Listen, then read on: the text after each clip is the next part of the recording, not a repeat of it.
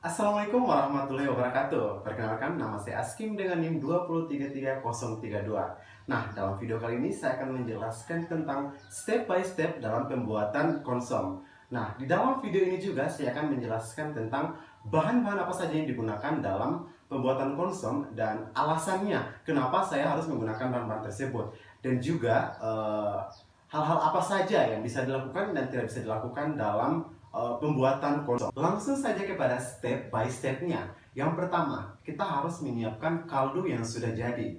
Kemudian yang kedua, kita menyiapkan panci besar yang biasa kita sebut dengan stock pot. Nah, ini dinotif ya guys, untuk stock potnya kita usahakan menggunakan stock pot yang memiliki keran pada bagian bawahnya. Nah, penggunaan keran ini sendiri itu dimaksudkan untuk mempermudah pada saat proses penyaringan. Nah, yang ketiga itu kita memasukkan semua bahan-bahan yang telah kita siapkan atau yang biasa kita sebut dengan clear meat, kemudian kita aduk hingga merata. Selanjutnya ada langkah opsional yang kita gunakan, yaitu dengan menambahkan air atau kaldu sebanyak 250 sampai 500 ml per kilogram daging sapi yang kita gunakan.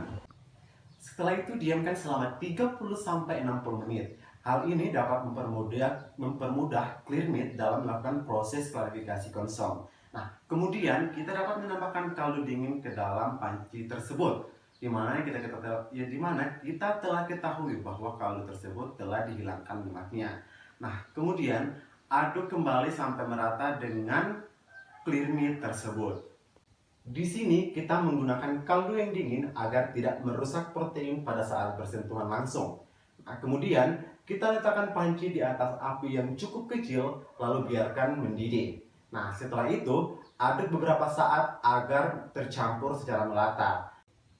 Pada saat mendekati titik didih, berhentilah untuk mengaduk agar clear meat naik ke atas permukaan dan membentuk rakit. Kemudian kecilkan api kompor agar tetap mendidih, dan ingat untuk tidak menutupi panci agar rakit tidak pecah. Lalu diamkan selama 1-2 jam tanpa mengaduknya. Kemudian saring konsum menggunakan kain yang bersih. Setelah itu kita dapat melakukan degrease atau menghilangkan lemak dari permukaan panci tersebut. Setelah itu langkah terakhir kita dapat menambahkan seasoning sesuai selera.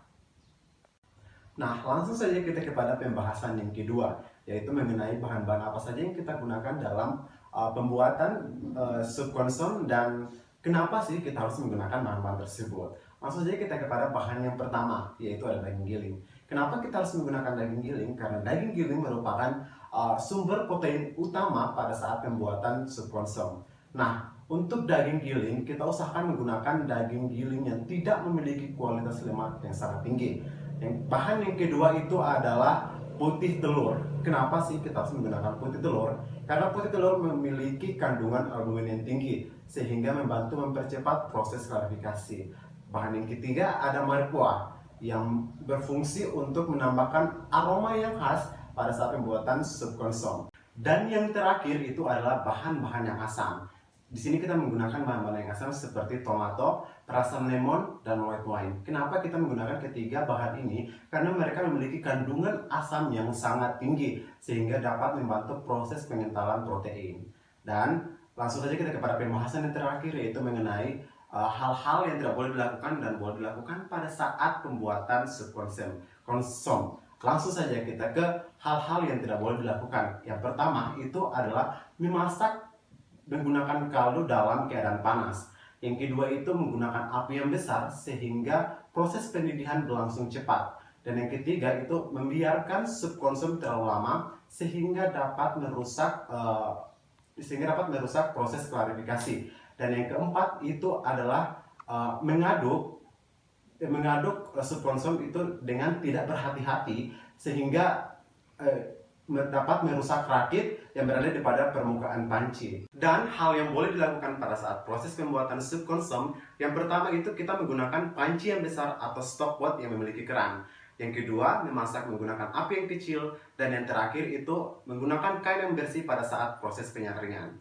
Demikianlah proses pembuatan video saya mengenai step by step dalam pembuatan sup konsum. Lebih dan kurangnya saya mohon maaf. Wabillahi taufiq wal hidayah. Wassalamualaikum warahmatullahi wabarakatuh.